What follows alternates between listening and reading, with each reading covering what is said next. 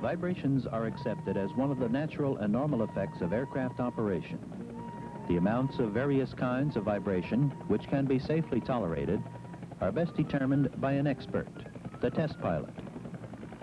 After a test pilot has detected and analyzed an abnormal vibration existing in the helicopter, the mechanic is frequently required to track and adjust the main rotor.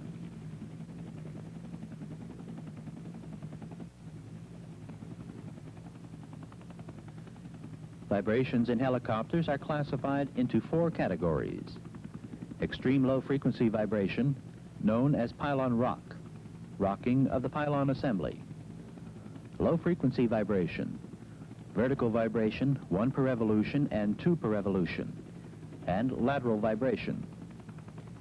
Medium frequency vibration, shaking or shuddering in the aircraft, and high frequency vibration, a buzzing sensation throughout the aircraft. Most vibrations are always present in the helicopter at low magnitudes. It is when the magnitude of any vibration increases that it becomes of concern. The main problem is deciding when a vibration level has reached the point of being excessive. This decision is made by the experienced test pilot.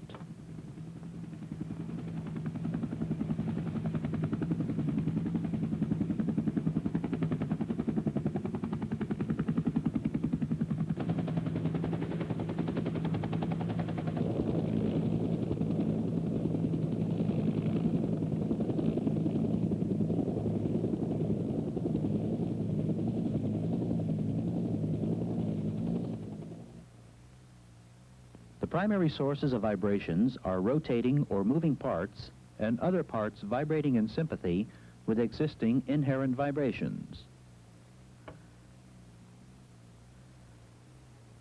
Extreme low frequency vibration in the Huey is pretty well limited to pylon rock or rocking motion of the pylon assembly. To keep the vibration from reaching noticeable levels, transmission mount dampening is incorporated to absorb the rocking. A quick check of the dampening system is made by the test pilot while in hover.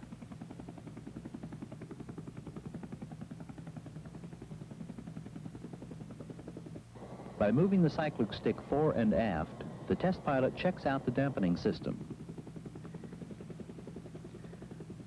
An abnormal continuation of pylon rock during the check, or continued presence of rock during normal flight, is an indication that something is wrong with the transmission dampening system.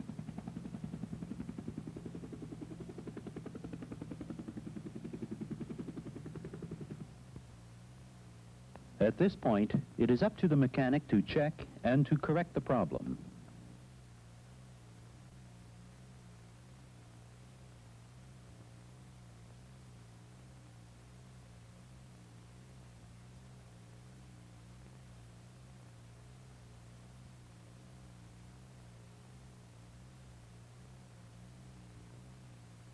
Several of the items the mechanic can check are torque on the mounting bolts,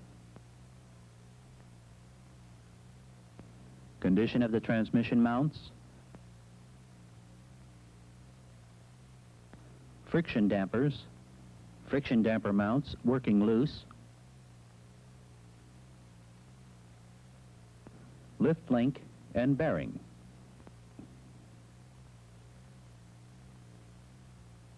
Low-frequency vibrations, 1 per revolution and 2 per revolution, are caused by the rotor itself. 1 per revolution vibrations are of 2 basic types, vertical and lateral. A 1 per rev vertical vibration is caused by one blade developing more lift at a given point than the other blade develops at the same point. A 1 per revolution lateral vibration will be present if the rotor system is out of balance.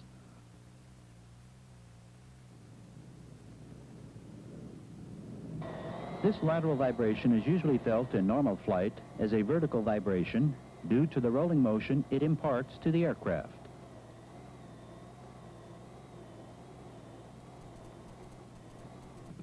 Lateral vibrations due to an unbalance in the rotor are of two types, span-wise and chord-wise.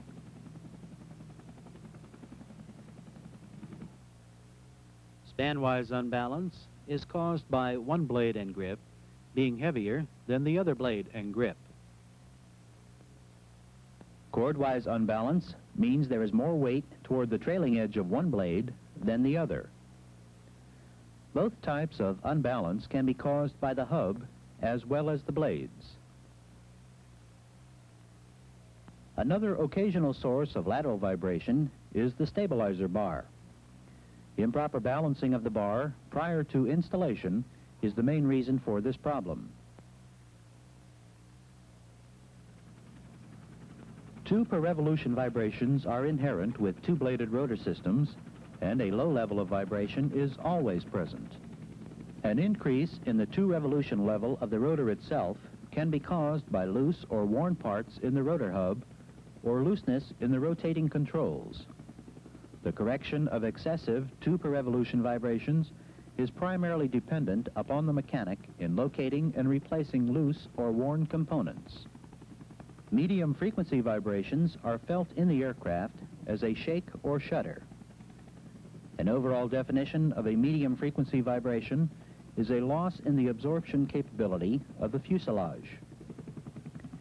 An increase in the level of medium frequency vibrations is caused by a change in the capability of the fuselage to absorb vibrations or a loose airframe component, such as skids vibrating at that frequency. Changes in the fuselage absorption can be caused by such things as fuel level, structural damage, structural repairs, internal loading, gross weight, or anything loose, internally or externally mounted, such as doors and other aircraft components. High-frequency vibrations can be caused by anything in the ship that rotates or vibrates at a speed equal to or greater than that of the tail rotor. It is felt as a buzzing sensation throughout the aircraft. The most common cause is the tail rotor being out of track and out of balance.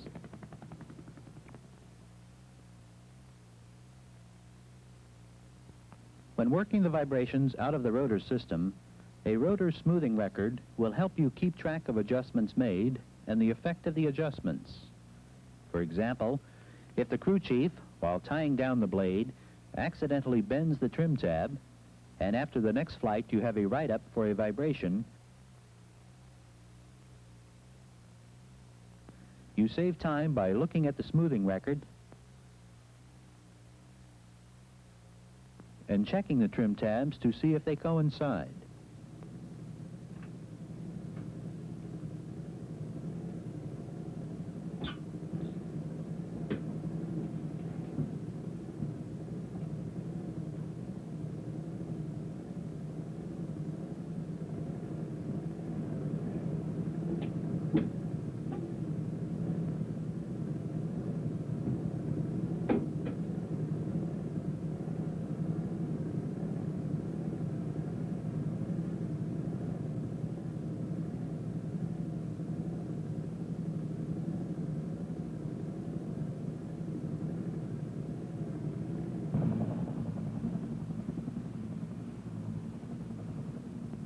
The first action in rotor smoothing is to bring the aircraft into a perfect low track.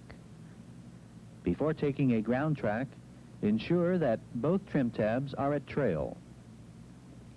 Coat the tracking tips of each blade with a grease pencil. Use a different color on each tip.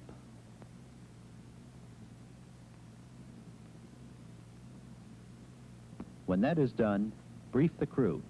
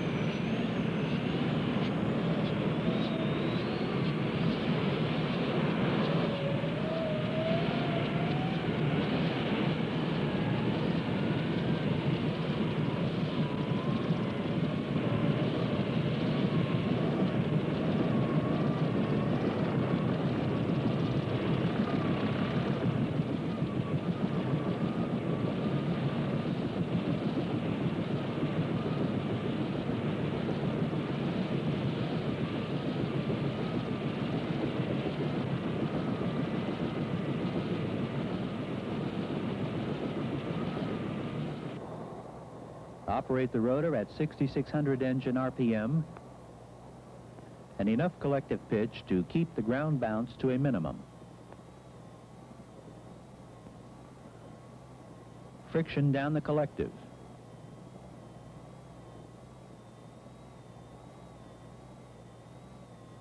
Retard the throttle to operate the rotor at 4,700 engine RPM and take a low-speed blade track.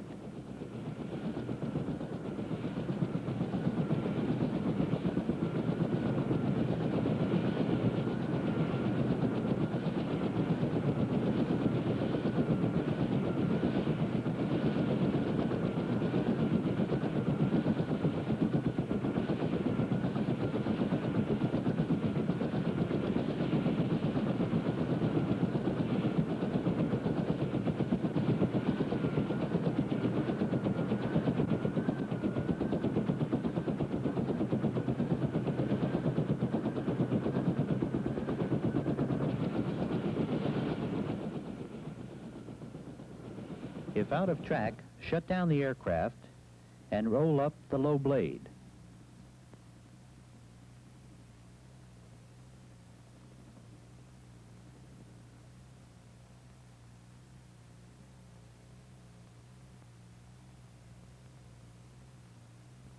Loosen the barrel nuts of the pitch link on the low blade.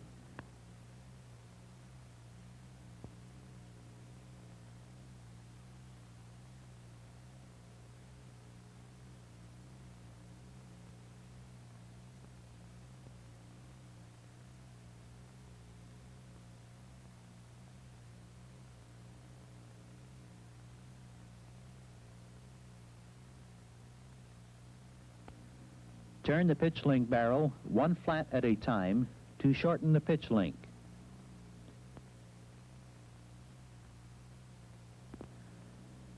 One flat rotation of the barrel will result in approximately 3/8 of an inch in blade track for all RPMs.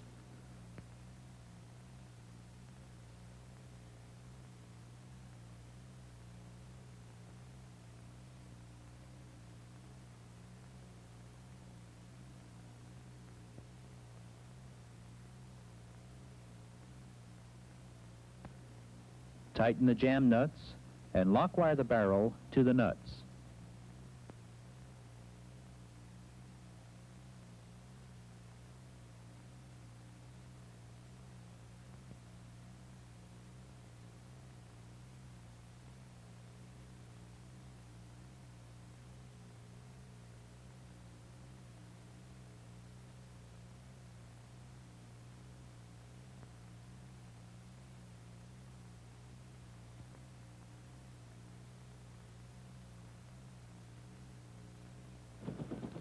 Recheck the track with the flag. Continue with adjustments and checks until the blades are in track.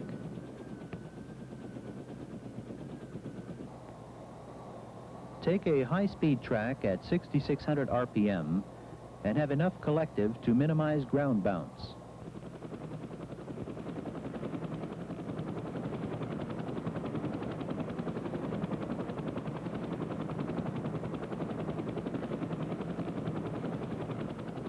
If blades are out of track at high speed, make no adjustments, but record which blade is low. Then proceed to an in-flight check and troubleshooting of the main rotor.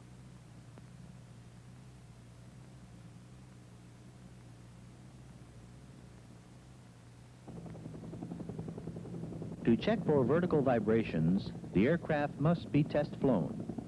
However, prior to test flight, it must be established that there are no lateral vibrations. In order to make the final determination whether the helicopter has a lateral vibration or not, a low RPM hover at 6,000 RPM and an out-of-ground effect hover are necessary.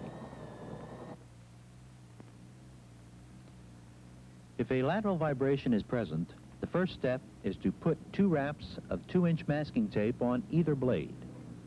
This is the corrective action for a span-wise, out-of-balance condition.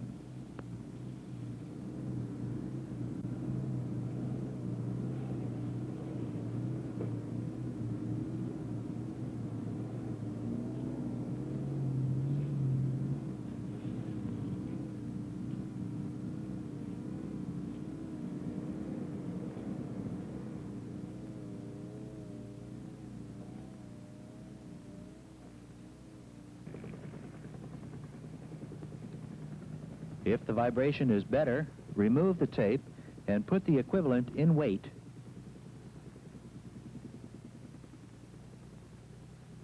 which is 3.4 ounces for each wrap of tape.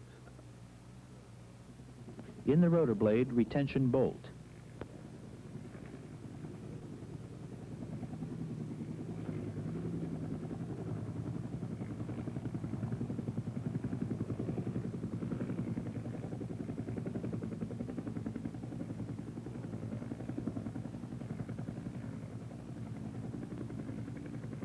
Reinstall and lock wire the cap and continue until satisfactory.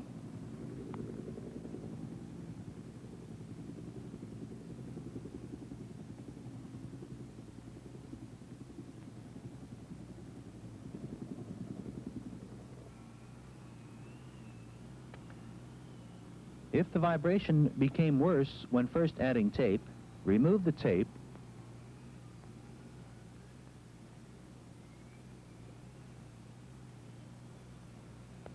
and put 2 wraps on the other blade.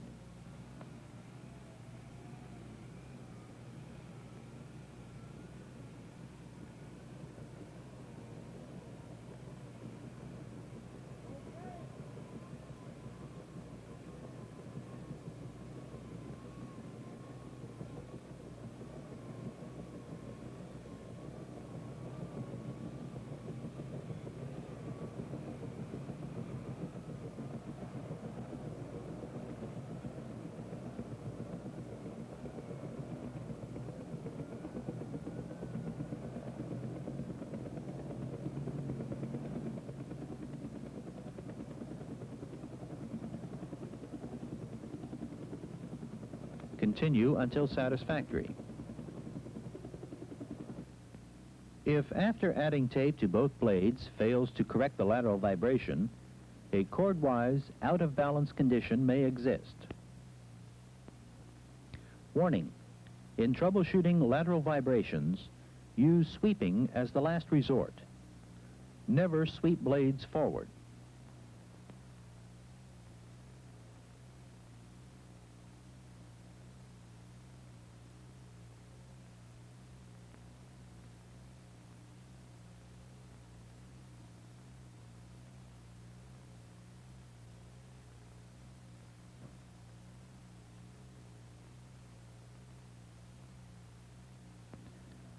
Loosen the jam nuts on the drag brace enough to turn the barrel 1 flat aft, as shown by direction of the arrows.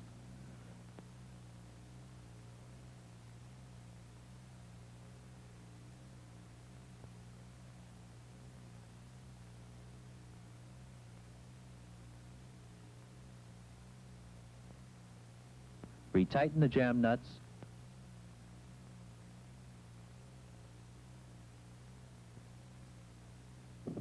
and test fly the aircraft.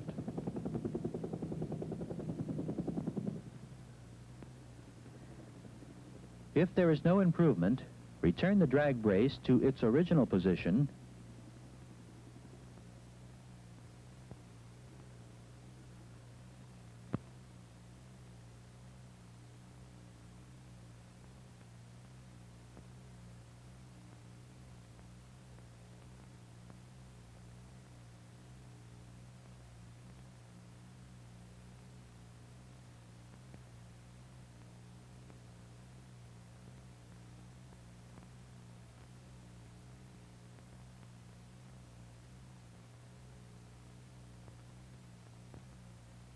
and sweep the other blade aft.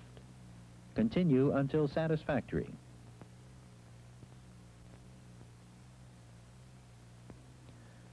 Make additional adjustments as required, but never exceed 2 full turns of the barrel.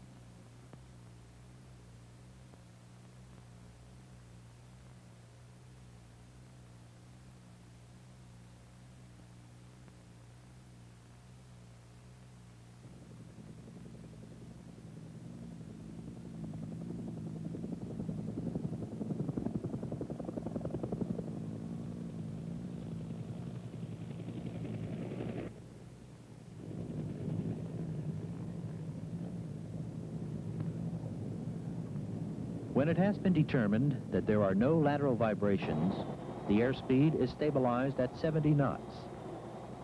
When the airspeed has been stabilized, note for any 1 per revolution vertical vibrations.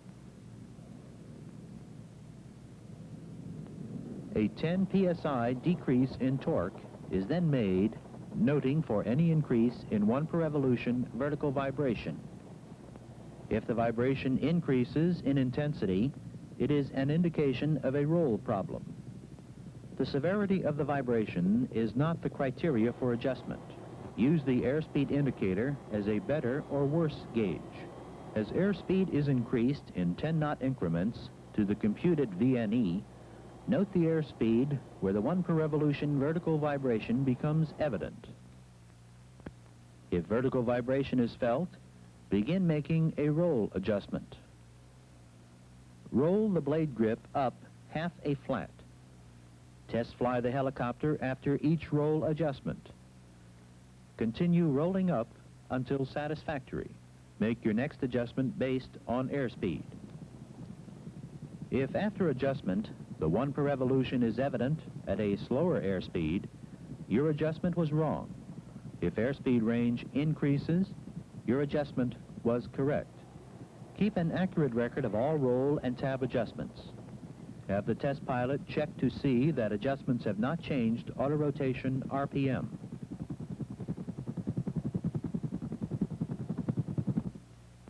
Should a vibration still be evident, go to a trim tab procedure. Designate one blade A and one B and consult the tab table. When adjusting pitch change links and trim tabs during rotor smoothing, auto-rotational RPM may change significantly. This should be checked by the test pilot after adjustments have been made. If the rotor overspeeds in auto-rotation, shorten both pitch change links equally. If rotor underspeeds, lengthen both pitch change links equally. The maintenance manual will show how much for RPM. Tighten jam nuts and lock wire. After final pitch link adjustment has been made, the exposed thread lengths on pitch links with thread engagement inspection holes shall be equal within 5 threads, provided adequate engagement is indicated at the inspection hole. For pitch links without thread engagement holes, the exposed thread length of upper and lower bearings shall be equal within 2.5 threads.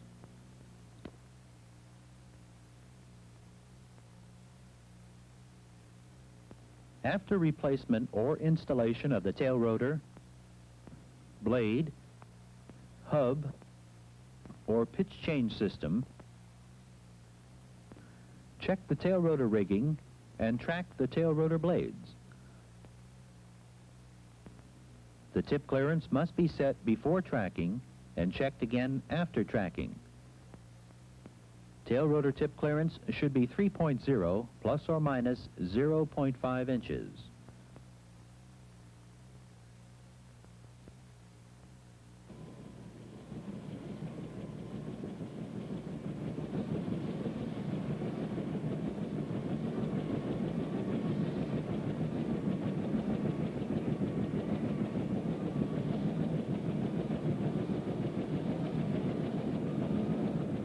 Start the engine and run it at 6,600 RPM with pedals in the neutral position. Attach a small piece of sponge rubber or other flexible device to a soft pine stick. Cover the sponge rubber with Prussian blue or a similar type of coloring. Position the marking device on the underside of the tail boom assembly. Move the marking device slowly into the disc of the tail rotor, just far enough to touch the blade approximately 1 inch from the tip.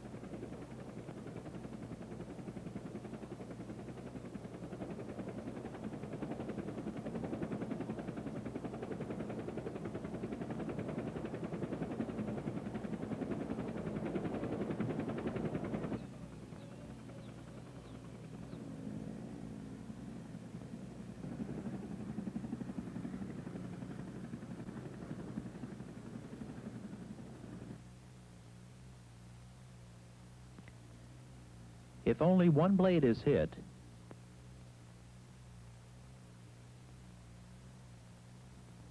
shorten the pitch change link on the marked blade 1 full turn.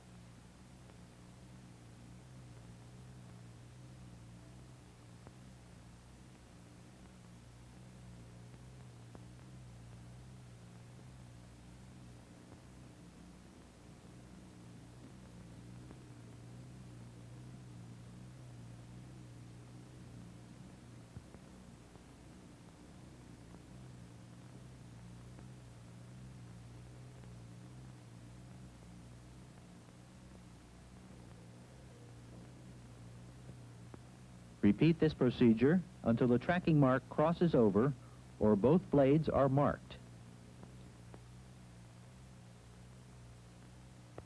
If the mark crosses over, extend the pitch control link of the unmarked blade 1/2 turn.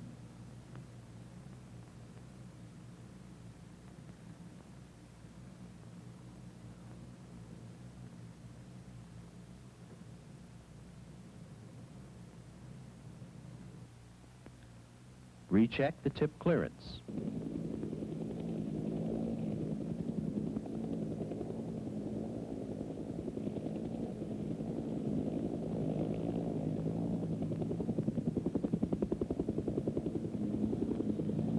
The blades are now in track, and the aircraft is ready for a smooth flight.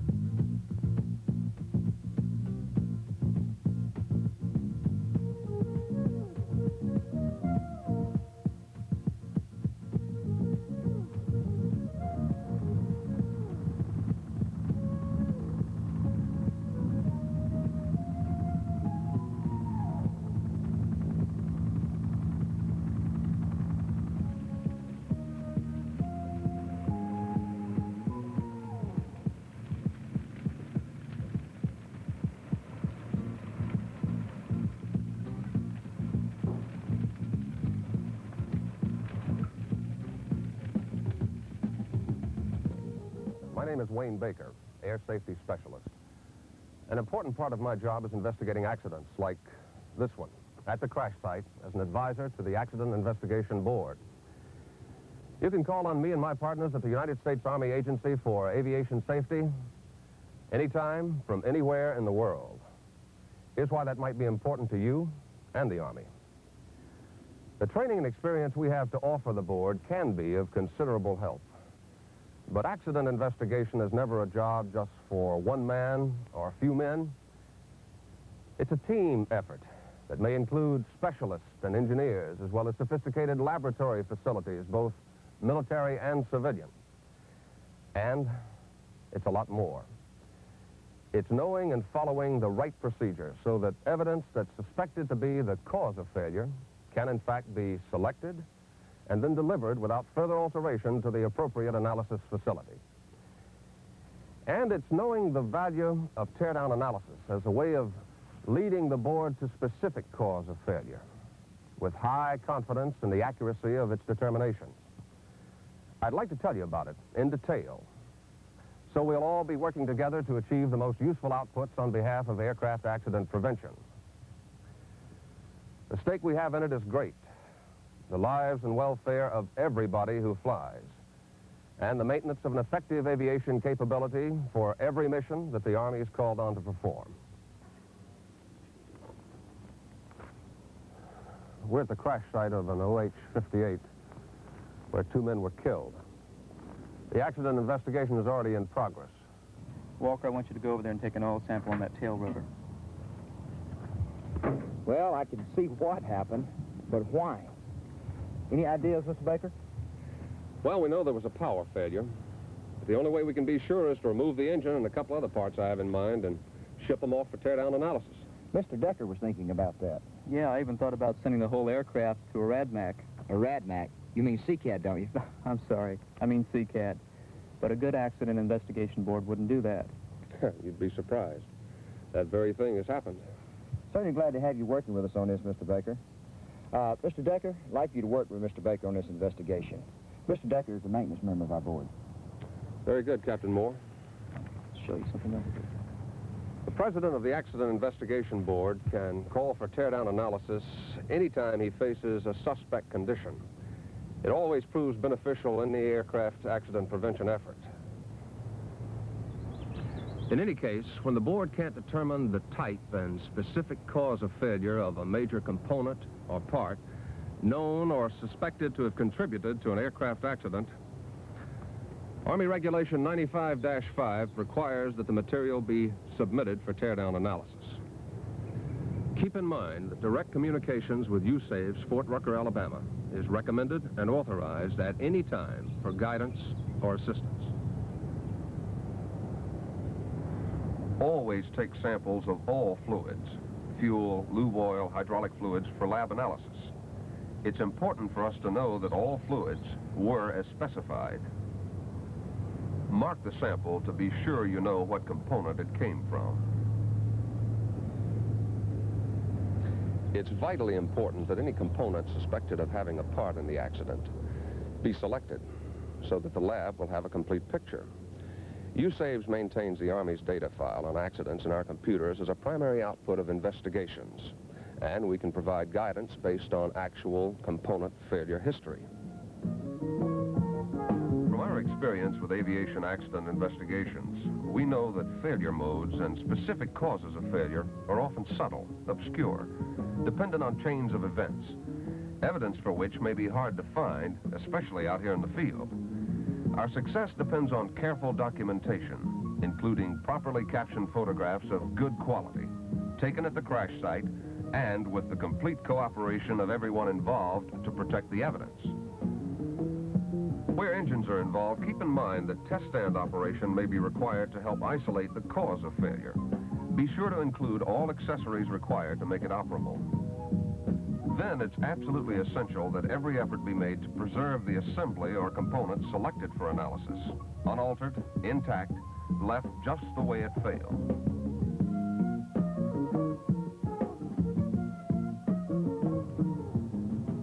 The important thing is that further damage or distortion of physical evidence or fractured areas or alteration of components or parts is to be avoided. Successful analysis will depend upon availability of fractured surfaces, whether they're internal to an engine or externally visible, that have been affected only by the failure or crash. Any act anywhere along the line that obscures or destroys those failed surfaces will make analysis difficult or impossible.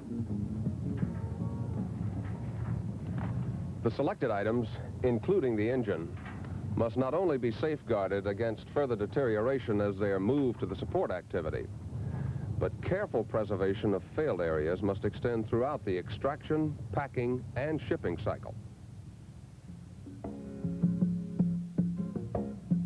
As with any accident, hardware alone is not enough for analytical purposes.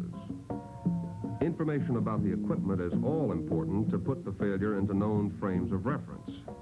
It's vital that all data relating to any component, both accident-related and historical, be assembled for shipping with the exhibits. Completed 2407s, 2410s, and 2408-16, as well as other pertinent records. How you coming on those forms, Dave? Okay, sir. Our records seem to be in good shape. Great, but hurry it up, will you? I'll need those when I talk to USAVES about teardown analysis priority and a control number. USAVES will be asking for most of the information on that EIR, and they can't proceed unless they have all the answers. This is Captain Moore at Fort Stewart. We're requesting teardown and analysis on an engine, as well as some other parts. We had an OH-58 go down here yesterday. What I need is a control number and a priority. That call is going to this building, Headquarters, United States Army Agency for Aviation Safety, Fort Rucker, Alabama, my organization. Your initial contact for teardown analysis will be with the control number office, where you'll be looking for both a control number and concurrence on the priority your project will receive. Yes, sir, Captain Moore. You're requesting a priority and control number. The information on this request for teardown analysis is needed because USAVES will be coordinating and monitoring your project from here on, under the control number and priority assigned. In day-to-day operation, it's the air safety specialists of this organization who are involved in investigating accidents and monitoring and assisting in things like teardown analysis. Together, they represent many years of accumulated know-how and experience, and they're an invaluable reservoir of expertise available on short notice to support accident investigations. We become involved in assigning priorities because we usually have information on failed and suspect components that might not be available to you in your unit or in the field. We'll look at the priority you request, consider any laboratory inputs that are pertinent, and work toward concurrence on the priority level that will do us all the most good. And possibly heavy engagement. I want you guys to look at the close-ups. Teardown analysis priorities are based on the extent to which safety of flight and personnel safety is involved. Emergency priority is issued where safety of flight conditions, if uncorrected, could result in fatal or serious injury or extensive damage or destruction of property.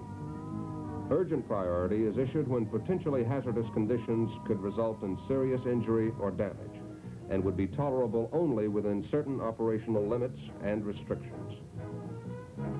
Routine priority covers all other cases. Okay, Captain Moore. We have approved an urgent priority on that engine and are assigning control number 75-24. 75 say again, please. 75-24. With concurrence on priority, the control number assigned, and some guidance on exhibit preservation, packing, and shipping, the project is set to go. The USAVES control number will be distributed to the unit, the Corpus Christi Army Depot, where teardown and analysis will be performed, and to AVSCOM, others as appropriate. This is Sergeant Lanier from USAVES. One of the first things the control office does is call Corpus Christi to advise them of the impending shipment of the exhibits, using the data from that request card you supplied the information for. That's done as soon as you advise USAVES how the shipment is to move, so they'll be ready for you. It's essential that all accident investigation exhibits be properly identified and protected during shipment so that evidence is not lost or destroyed by non-accident related actions. If the exhibit is small, tag it using the specified form. Provide adequate packing so there can be no alteration of components due to shipping stress, shock, and vibration. Preparation for shipping, however, must not distort or remove possible evidence. Particular care must be taken during packaging to ensure that further damage can't happen. We're particularly concerned that nothing you do in preparation for shipping will distort physical evidence. We'll be looking at the damage down to the atomic level in the laboratory, so any contact between the damaged part or failure and its shipping container could destroy evidence. Then, so that all personnel involved in the teardown and analysis effort will have the data they need to deal with the exhibit, make sure that the 2407, 2410, 2408-16 and other pertinent documents are enclosed with the shipment. Paint out or remove unneeded markings so there's no question where your shipment is headed. Then it's in your own interest to make sure that the shipment is addressed using high visibility techniques so it can be spotted and traced easily. Use red ink or paint and 1-inch letters, as space allows, and follow the exact address format spelled out in AR 95-5. In emergency or urgent priority situations, time could be of the essence. So you're authorized to use the most expeditious means for getting the exhibit to Corpus Christi or other designated facility. Direct delivery by military air is best because the shipment will be closely controlled all the way and won't require elaborate packaging.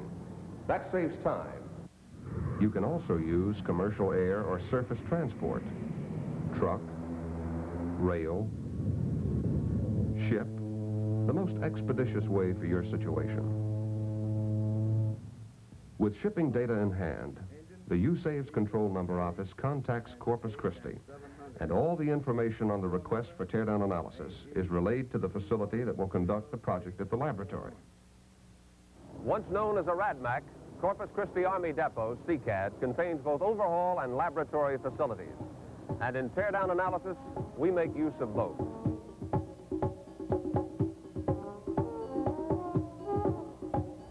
USAVES maintains continuous contact with each project through the production controller, who uses the USAVES control number to process the work through the various channels. The production controller will receive the exhibit and verify the documents with the exhibit.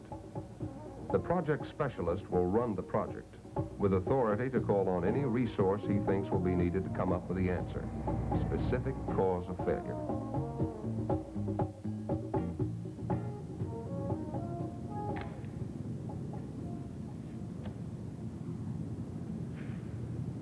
Within 2 working days, a report goes back to USAVES verifying receipt and predicting a schedule for each project by its control number. Weekly and monthly status reports keep us informed on progress. And whenever any teardown analysis exhibit is received, it's immediately photographed. The teardown begins, and when cause of failure is not apparent at this level, it may be held in abeyance while suspect components are analyzed by more advanced techniques in the appropriate laboratories.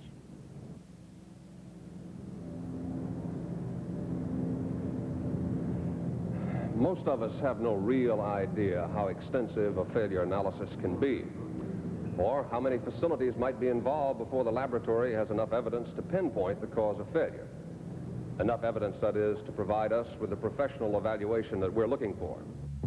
It's easy to think in terms of microscopes that will show up the grains and tiny cracks between them. But failures like fatigue cracks may originate at the molecular or atomic level, and only then propagate outward and increase in size until they become visible at moderate magnification. A device like the X-ray diffraction spectrometer can measure the form of the crystalline lattice for any element or compound and identify unknowns of interest. It can also measure residual stress by measuring the displacement of atoms in the crystal lattice, stress that might trigger a failure. You see, it's often in these regions of the atom structure that these laboratories are likely to operate to help define the specific cause of failure. Even so, the replica molded from the failed surface is only a couple of square millimeters, and the electron microscope scans only a fraction of the area. The singular deep focus of the electron microscope is of great help in analyzing the mode of failure, fatigue or creep rupture. This device is capable of direct magnification up to 250,000 diameters, but is used more commonly at 10,000 or below. Each mode of failure generates a telltale series of ripples, striations, and other forms that can be interpreted to define the failure mode. Now it becomes obvious why we're so concerned about keeping failure surfaces free of contamination not related to the accident. At these details of structure, even the minutest foreign traces could conceal vital evidence. And about those fluid samples we want you to take at the crash site. A device like this emission spectrometer forms a spectrum that reveals each element or compound present in lubricating oil, for example. We're interested here in particles 5 microns or less that pass through chip detectors and filters and remain in suspension in the oil. The spectrometer not only identifies each material, but quantifies the amount present, counting to as little as 1 or 2 parts per million. Inside the spectrometer, oil is being burned in this spark gap, oil from one of the hundreds of samples received by this lab every day. This produces a profile that shows whether the oil was as specified or whether it was contaminated. If there was excessive wear on any component and might have contributed to failure, it can be positively identified through the high count of particles from the elements of which it was made. Iron, silver, copper, from a failed bearing, say, or aluminum and magnesium from other parts. Metal particles from chip detectors and other solids can also be identified by a spectrometer. Any metal-bearing fluid, such as fuel, oil, or hydraulic, forms a spectrum not only in visible and ultraviolet light used by the emission spectrometers, but also in the infrared, forming what's called a fingerprint, a distinctive spectrum whose peaks define specific compounds. Considering that much failure analysis takes place at submicroscopic and even molecular and atomic levels, it becomes clearer why establishing the specific cause of failure is a sophisticated proposition that can't always be safely left to a decision in the field based only on gross external appearances. But teardown analysis also uses other laboratory techniques to get at what are sometimes simple but elusive causes.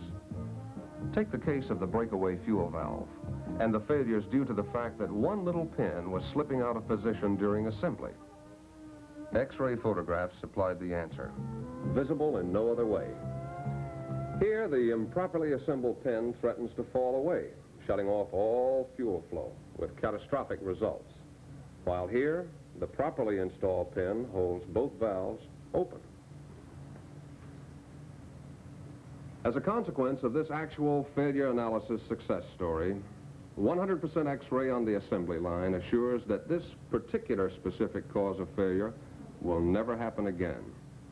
And there are many other methods and techniques used by the laboratory. Cycling material samples through programmed load cycles, measuring capacity to withstand compression and tension as it is experienced in the real world. Running vibration programs on sensors and instruments to verify their capabilities, or to detect susceptibility to vibration at suspect frequencies, or G-loadings. Measuring and documenting improper configurations of items, such as fasteners that can result in stress concentration and perhaps be responsible for failure.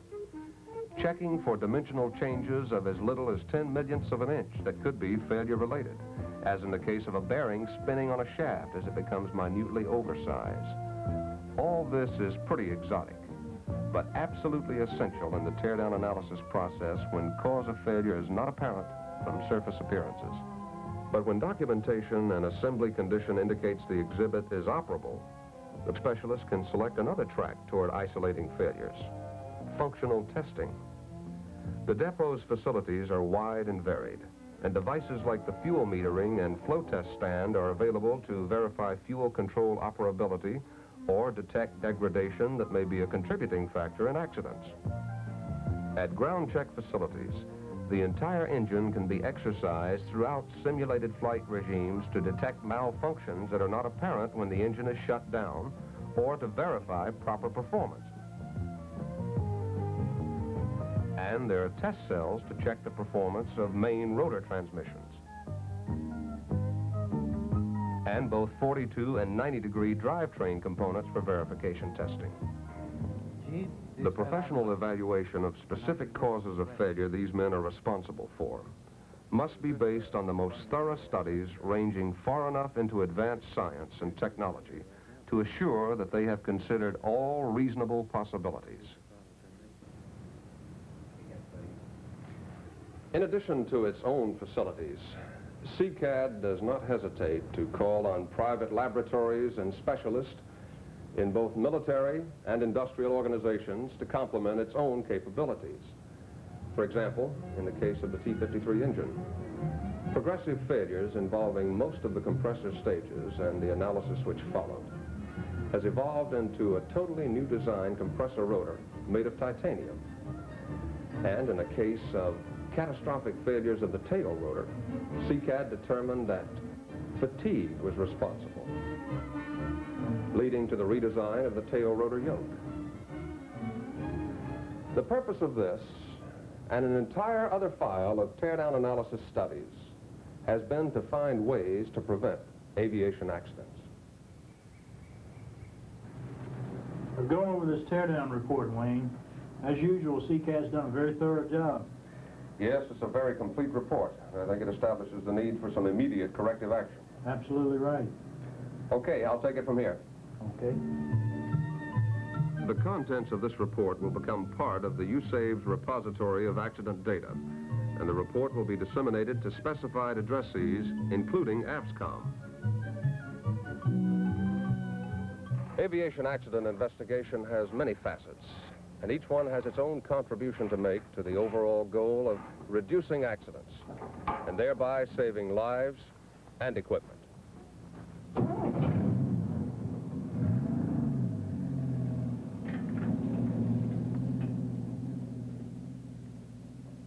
When we in accident investigation request teardown analysis and follow specified procedures for collecting and safeguarding evidence, we go a long way toward helping the Army find solutions and take remedial action before the fact to keep us all flying safely.